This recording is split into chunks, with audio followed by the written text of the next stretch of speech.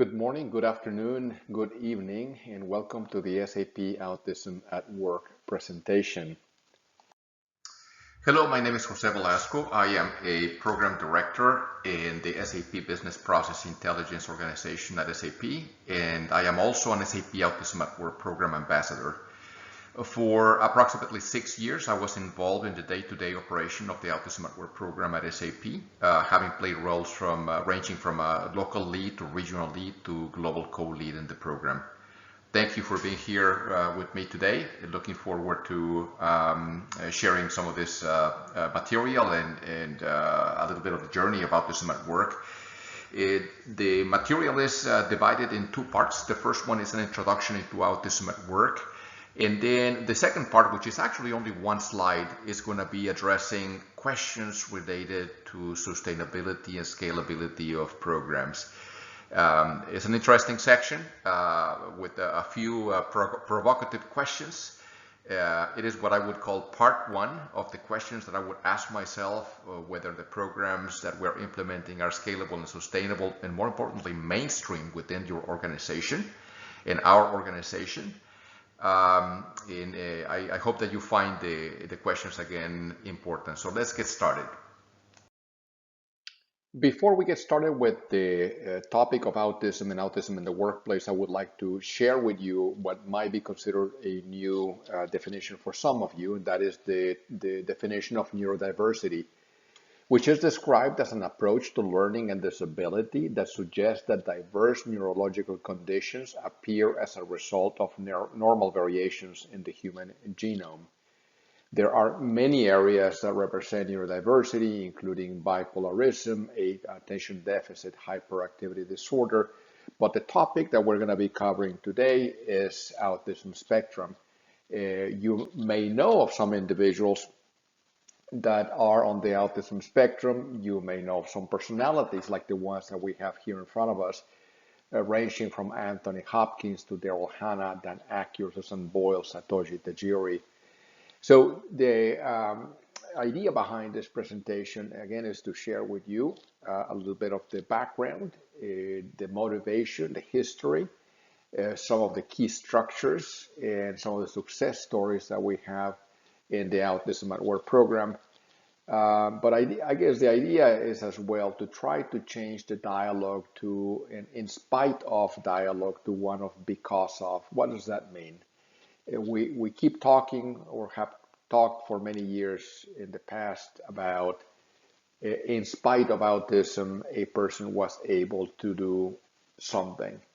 And I think that the dialogue is evolving into because of autism, a person is able to excel at a certain activity. We have individuals here on this slide that have proven, for example, Satoshi Tajiri, a very creative person, or Anthony Hopkins, that perhaps are being successful not in spite of autism, but because of autism. So autism spectrum disorder, as it is formally known clinically, is a developmental disorder that has an impact on the ability to communicate and interact. The impact in the United States is 1 in 54 children, according to the Centers for Disease Control. The cost to the United States is about $250 billion per year. But there's an area that impacts all of us, and that is the area of employment of people in the autism spectrum. 85% of those diagnosed with autism spectrum disorders are unemployed, even though 60% have average to above average cognitive abilities. Many people who are employed are underemployed or partially employed. So one key thing that we need to ask ourselves is whether bias is getting in the way of getting great talent.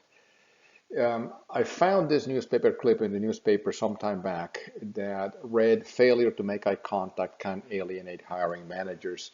The article went on to say that establishing eye contact builds essential rapport, but eye contact isn't the only must-have. There's other interview killers like bad posture, weak handshake, etc., etc.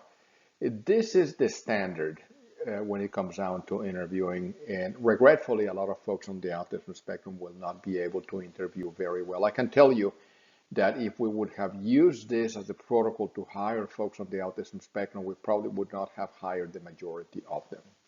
So it is essential that companies establish new ways, new paths by which individuals who are neurodiverse can make it into the labor market, make it into the workplace. So we get asked all the time, why does SAP hire people on the autism spectrum? The first reason is because we want to attract the best talent in our industry. We know that we innovate because of our differences and not in spite of them. And for that reason, it becomes extremely important for us to bring a different perspective into our creative processes. We want to tap into a fairly large and underutilized source of talent. We speak at universities in different parts of the world. For example, in the United States, we find some universities that have anywhere between 100 to 600 students on the autism spectrum who at some point will graduate and will try to be part of the labor market. We want to capture the skills of people who are on the autism spectrum. Those skills may go beyond the traditional education, maybe into areas like understanding systems and identifying patterns in data and systems, as well as the ability to concentrate and focus over long periods of time in areas of interest. Lastly, it is very, very important to us to retain our colleagues, all of our colleagues, including folks on the autism spectrum, where we feel that our colleagues on the autism spectrum, if accommodated, if their needs are addressed correctly, they will be able to work with us for a long period of time. So we have a global footprint in the Autism at Work program, currently deployed in 16 countries, ranging from Argentina to the United States. We also provide currently approximately 200 opportunities for folks on the autism spectrum. Those include full and part-time jobs, internships, contractors, vocational training, and self-identified folks on the autism spectrum. We consider this to be an elastic number. It goes up and it comes down. The reason for that is because, well, the full and part-time job opportunities are permanent, but the internship, contractor, vocational training opportunities are typically opportunities that are assigned to a certain amount of time. For example, an internship can be for anywhere between 6 months to a year or maybe more, depending on the individual takes a different internship. Contractor opportunities and vocational training are about the same as well. All in all, we have provided more than 600 opportunities at SAP. Those include present opportunities and past opportunities. But also we have provided opportunities for high school and college students. Those are not employment opportunities, those are enterprise exposure opportunities, are part of what we have implemented in a couple of countries. Our colleagues on the autism spectrum contribute daily across many different company functions. Here is an example of some of those functions. And as you can see, they range dramatically from very technical areas to more back office and support roles, all the way to colleagues of ours that are customer facing, in other words, that are in consulting or are in a product management role. So we can see, for example, cases in which we have colleagues in software development, networking specialists, folks that are working as global data protection analysts, human resources associates. So right now in the company, every area in the company is represented, every board area, which is what we call our divisions, every board area is represented by somebody who is on the autism spectrum. And we have approximately 29 different types of roles where our colleagues on the autism spectrum add value on a daily basis to the company. Another question that we get oftentimes asked is, how does the process work? So what I'm going to show you today is the pilot phase recruiting and hiring process, not the mainstream one in the best interest of time. We're going to cover again just the pilot program. So it starts with us being the Autism at Work program, finding teams and positions within SAP. So we find those managers, and those managers share with us which positions they have available. Then we start what we call the candidate search and pre-screening phase. which we carry on in partnership with a local partner organization. And depending on the country, in some locations, we partner as well with government. We follow this with what we call the pre-employment training program. It is very important here to emphasize that this is pre-employment training. You see here the abbreviation ERA, that stands for Enterprise Readiness Academy. So depending on locations, we may have a 2, 4, or 6-week variant of this training in which we bring individuals on the autism spectrum with the idea of providing training, or what we call enterprise readiness training, but also with the idea of getting to know the individuals better and for them to get to know SAP and the team better as well. During this time, we provide training for the host teams and any other employers in a facility, for example, folks in the front desk that may need to know that we are starting a program because they will be in contact with our colleagues on the autism spectrum. Lastly, for those people that will be hired, we established what we call the support circle. So once you're hired, you go through the onboarding process, you have to go through your one-day orientation, and then we establish the support circle, which I will describe in the next slide. So the support circle consists of 2 parts. This is what we call the New Colleagues Workplace Support Circle, which of course includes a team manager who has received autism awareness training, who is supported by an HRVP, and who also has received autism awareness training. Then we have what we call a team buddy, which is somebody who supports our colleague on the autism spectrum on a day-to-day basis, and ensuring that the person is, getting to know how to do the job and being able to turn in quality work in a timely way. Then we have what we call the Autism at Work mentor. This mentor is an individual who is an employee volunteer and who is a resource to our colleague on the autism spectrum, but also a resource for the team buddy as well and the team manager. Lastly, we have the job and life skills coach. This is a person who works for a nonprofit organization typically, and who is a resource for our colleague on the autism spectrum as a job coach, but also a resource for the manager, the team buddy, and the Autism at Work mentor. This individual, the job and life skills coach, has ample experience in the placement of individuals with disabilities in the workplace. Then you have the other circle, which is called the New Colleagues Personal Life Support Circle, which consists of external personal supports, includes a personal counselor or maybe a family member. This role is critical, the job and life skills coach, because it's the one that connects the personal life of the employee with the workplace life of the employee. We're oftentimes asked as well, what are the benefits of the Autism at Work program? And we can divide them into 4 categories. One is in the area of products, another one is human capital management, customer and partner relationships, and then the social and purpose aspect of the program as well. These areas are not completely isolated from one another. They are interconnected. So we have, for example, colleagues on the autism spectrum who have filed for patents on behalf of the company that goes towards innovation. Other colleagues that are working in software testing and as such are increasing the quality of our products. We have seen productivity increases as well in some areas where our colleagues on the autism spectrum are hired. And when it comes down to human capital management, we have seen a very high degree of employee engagement, and we have been able to attract and retain individuals who might not be neurodiverse, who are neurotypical, but who look very favorably on the practices of diversity and inclusion that we have in the program, in the company, including, of course, the Autism at Work program. Then we have, customer partners relations.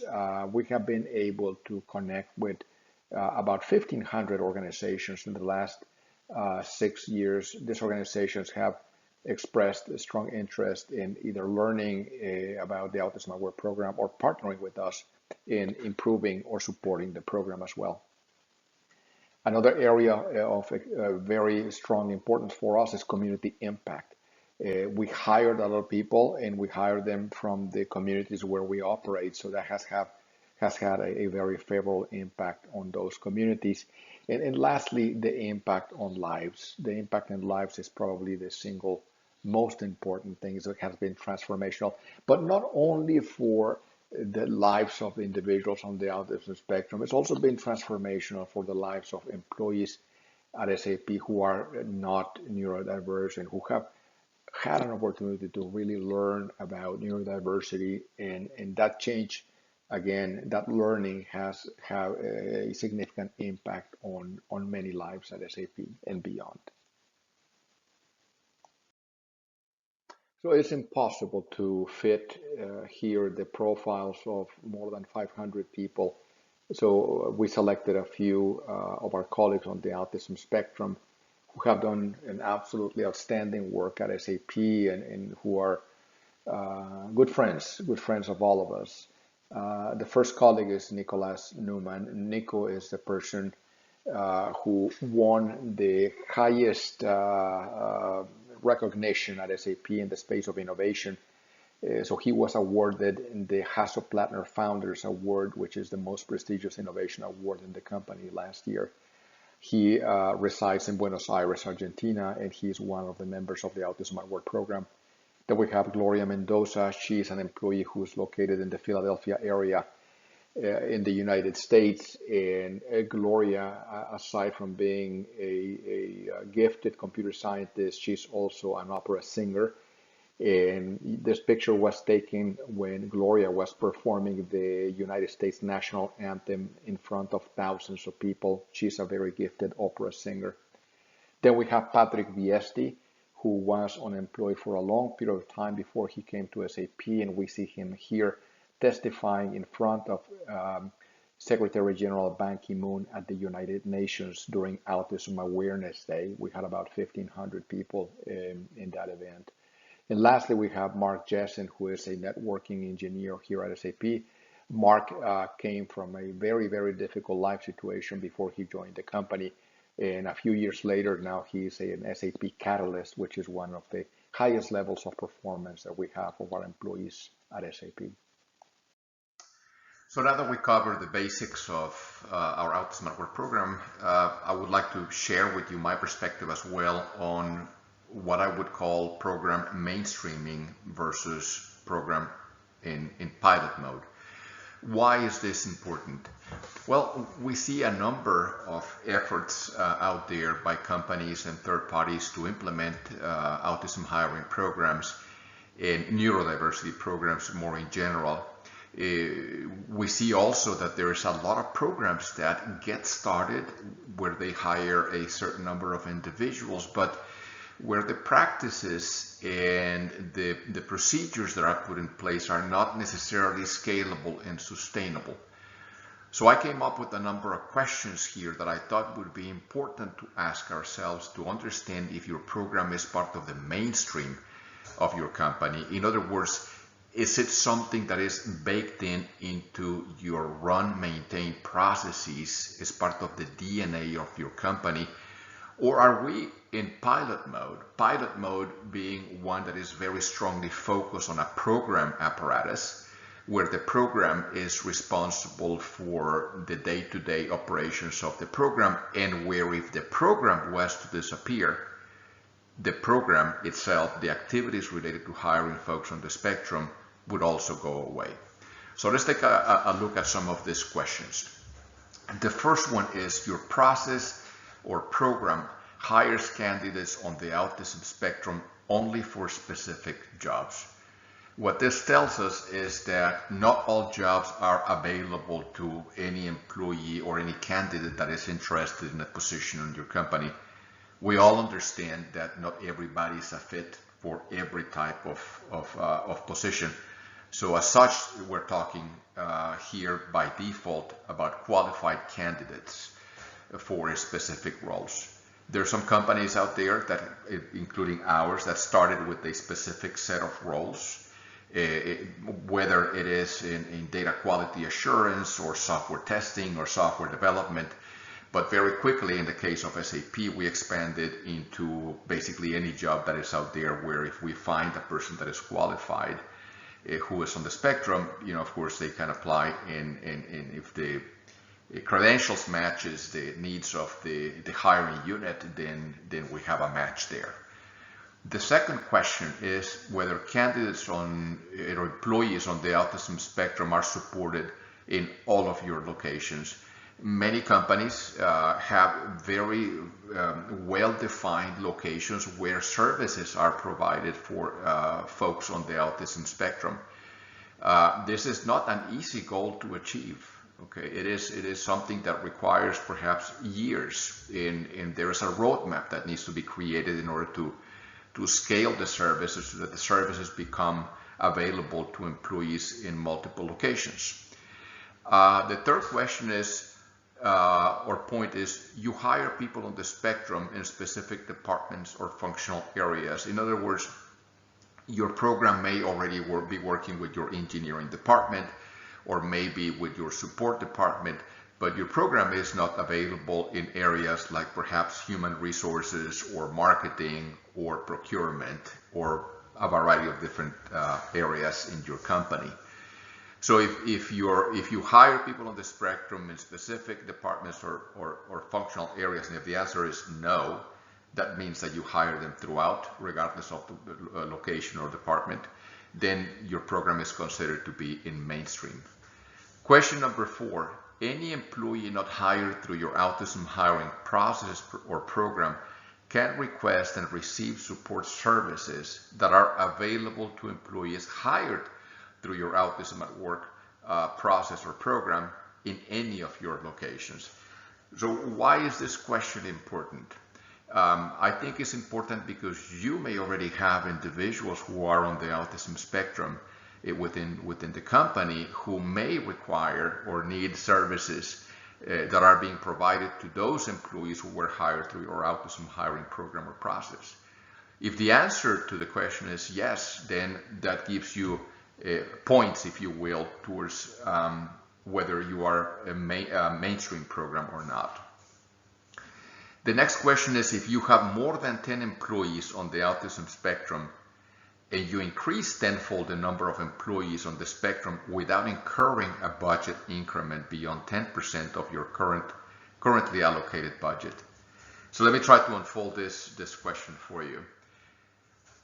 If you have, let's say, 10 employees on the autism spectrum and suddenly you find an opportunity to increase that by tenfold, you go from 10 employees to 100, do you have to request budget in excess of 10% of what you were using for the 10 employees to be able to sustain the other new 90 employees? And this is a very important question to ask ourselves, because if that is the case, then you have a program that is probably not scalable and sustainable. And the reason for that is because there's a linear cost allocation for every individual that you add into your company. What I think is the alternative is, if you already have a lot of these processes and procedures baked into the run-maintain organizations, the people that scale the hiring and the sustainability of employees, of any employees in the company, then there really should not be such a drastic increment in budget when you go from X number of employees to Y number of employees. Our next question is, our point is, your retention rate of employees on the autism spectrum is below the average retention rate for any employee in your company. And I think this is a very simple question. If you are not able to retain folks on the spectrum at the same rate as everybody else, then there's probably some issues with the support services that are being provided for folks, or the identification of talent in the front end that allows you to really identify the talent, and you were able to do a really good job in mapping those skills to in personality and match to the capabilities and what is needed in the departments that are hiring for those positions. And then the last point, the last question is, you have an autistic employee advisory group to help steer the direction of your program or process or set of processes, and or you have a program leader on the autism spectrum.